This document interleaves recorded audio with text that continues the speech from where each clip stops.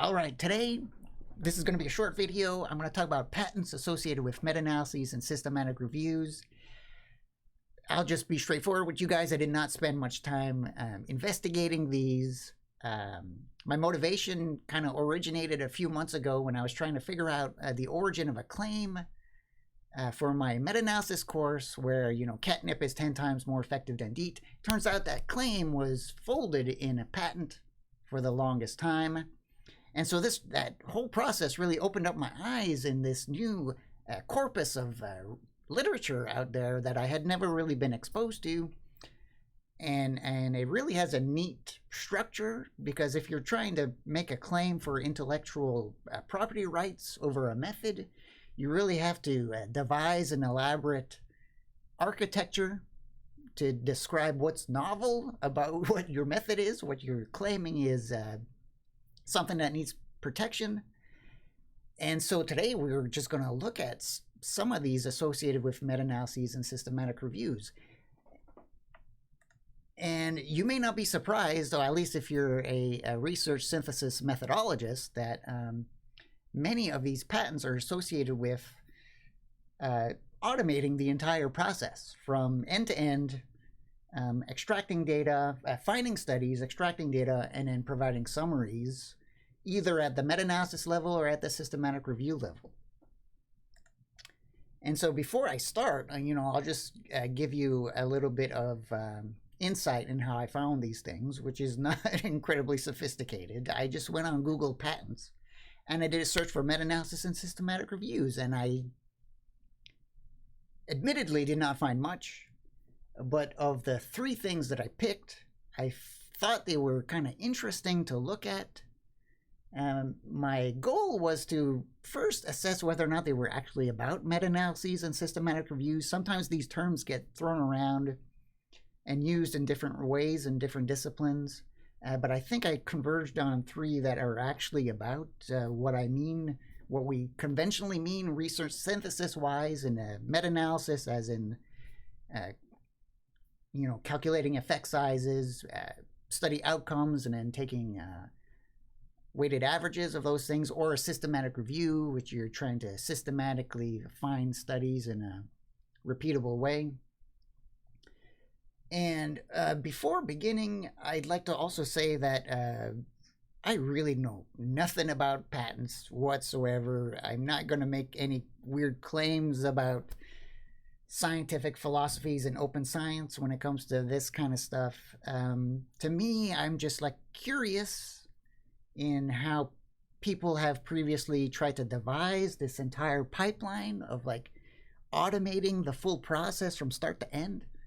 And as part of the patent, you need to be transparent on what you mean by that. So each individual levels, there's probably not a lot of information, but I think the criteria is they have to sketch out the entire pipeline, the A through Z of how they achieve this automated synthesis.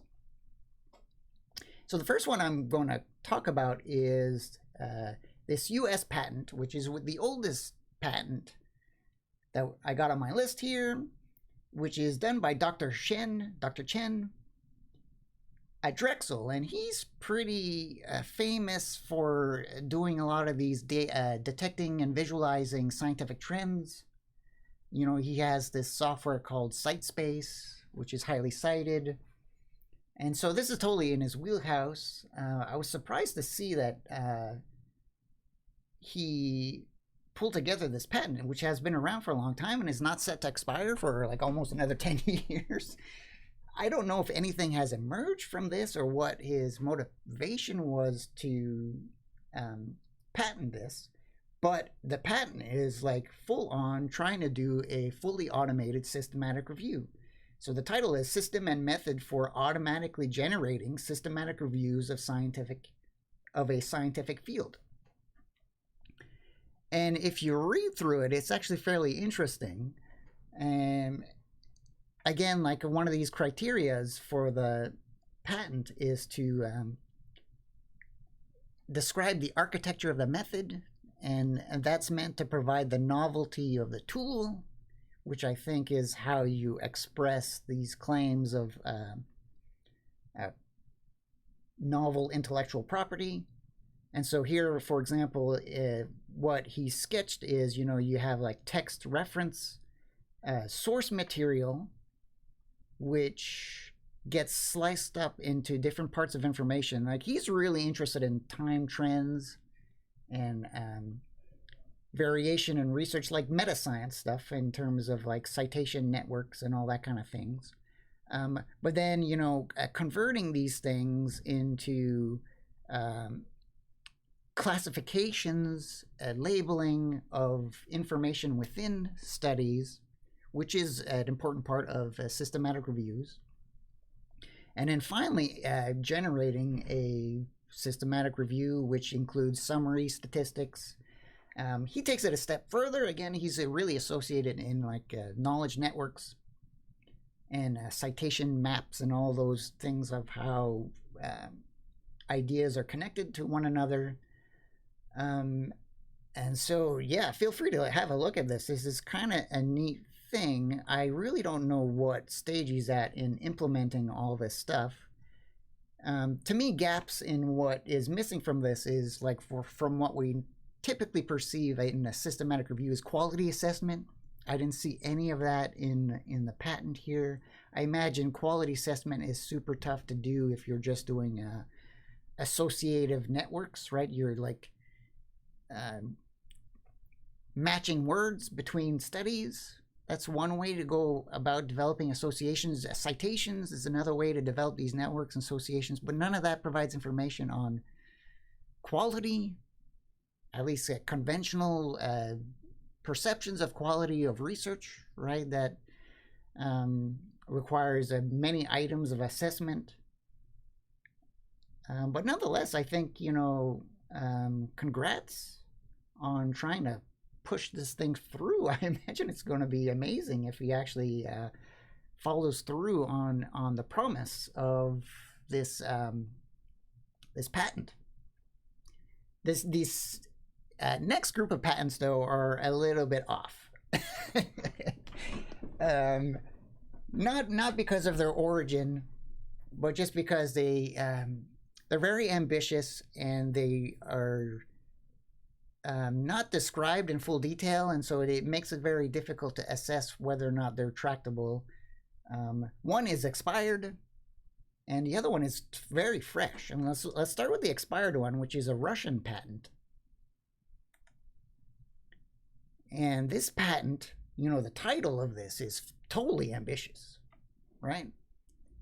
It's Automated Meta-Analysis System. And when I first read this, was like, oh, holy smokes, what they're trying to do is develop what they're presenting is a fully automated way to do a meta-analysis, very much like the previous patent where they're starting off with studies and text, and then, you can see everything like on a conveyor belt. You're just kind of rolling these things along, extracting information, extracting data, and then ending up with a meta-analysis at the end. But these patents here are not at all related to that at all. The automated meta-analysis system that's proposed in the patent is actually, as far as I could tell, this is a translated document, so I'm sure there's huge gaps in my understanding. What they were referring to is an automation of how to do a meta-analysis, which I think is not totally not an exceptional activity. I think, if you got a data set, you could totally automate the meta-analysis. What I mean by that is if you got effect sizes, right, you could just you could do the statistical analyses in an automated way. And this is what this patent is expired. It was like pitched in 2013. And it talks about, how to automate that. And there's a lot of description of like computers and infrastructure on how to achieve this. But as far as I could tell, it's not a fully automated system in terms of beginning with studies, texts, and then doing the data extractions, doing the analyses, doing the documentation in an automated way. What's neat about this patent, though, is it does kind of outline, it is totally about meta-analysis, right? So it's describing experimental outcomes, controlled treatment contrasts, how to make sense of those, how to synthesize these things. But there's a whole bunch of linked patents associated with this one, which are applying just different tools, different approaches to meta-analyses, which they've also patented. So for example, here we got a sliding protocol automated meta-analysis, which I feel like is just a fancy way to describe subgroup analyses or sensitivity analyses, where you're including, excluding individual studies and looking at their overall impact on the meta-analysis. And what they're talking about is automating those subgroup and sensitivity analyses. This, I think, is like more interesting than just the automated meta-analysis. But I feel like there's tools out there right now that do this kind of stuff, that do the automatic reporting. You got your data set and it provides an automatic report. And maybe like 10 years ago, this was pretty cool, but now not so much, because I feel like any statistical software could just quickly pull this through quickly. Here's another example of a linked patent, cumulative meta-analysis. So they patent cumulative meta-analysis. Cumulative meta-analysis, if you're not familiar, it's like you're doing a longitudinal type experiment with your meta-analysis data. You're parsing things by year, and you're adding things by year to see if there's any trends in effects that could be linked to a progression of research. And that's basically what the outline here in the patent is. They're adding studies based on publication year in an automated way. I feel, again, this is all stuff that could or is easily canned in software at this point. But nonetheless, they attempted to document what they were up to, which I think is interesting. And again, just like, to me, the neat stuff about this is like the descriptions of the pipelines, right? This is fascinating. Like, this is a 25-point pipeline workflow of how to achieve a cumulative meta-analysis. In terms of the authors associated with this, I looked it up. It's kind of hard because it's not in English, but the main author of this is Igor Ushakov, who seems like a fully legitimate researcher. I mean, within his wheelhouse to kind of do this kind of stuff. And so I got no additional comment with these other than they're expired. But nonetheless, provides some sort of cool record to look over and see how people used to think that these tasks that we now think are just kind of like super easy to do, at some point were more difficult and challenging, and had to devise a strategy to automate the process. All right, one last patent to look at is a Chinese patent. And this is a fresh one. This is a brand new one. And this is the one that I thought was probably the most interesting of all. And it is basically generating meta-analyses using artificial intelligence. I know artificial intelligence is kind of like a catch-all for a bunch of stuff. But I think it's like it's kind of talks about what we want, or at least a lot of researchers are working towards, is to start pulling together fully automated research synthesis summaries. The thing with this patent, though, it's very vague and short, and I could not find anything about the author of the patent. But it does describe, challenges. This is the first patent that actually described challenges associated with research synthesis. It's time consuming. It involves a lot of human effort, a lot of human decision making. And the author describes that, if we automate these things, we remove some of the error associated with those human decisions. Whether or not this is a fully convincing approach, I feel like it's to me, I love this kind of stuff because at least it's an attempt, right? And because it's a patent, you got to be transparent in the way you're describing that this is novel intellectual property. And so again, there is like a workflow chart somewhere in here. And Google is not good with, there we go. We got our little workflow chart. I didn't really read too much into this because it was short, but because they hit on many of the themes I think are emerging in research synthesis right now of like automating tools. I think this is the one that is probably the smartest of the bunch in terms of realistically understanding what is beneficial, what is the beneficial space of beginning to automate all sorts of research synthesis practices. But again, the disadvantage of the patent is like it's, this is a translation, so I'm only really getting half the picture here. And it didn't really describe like what were the artificial, I'm calling it machine learning tools, but he's calling it AI stuff.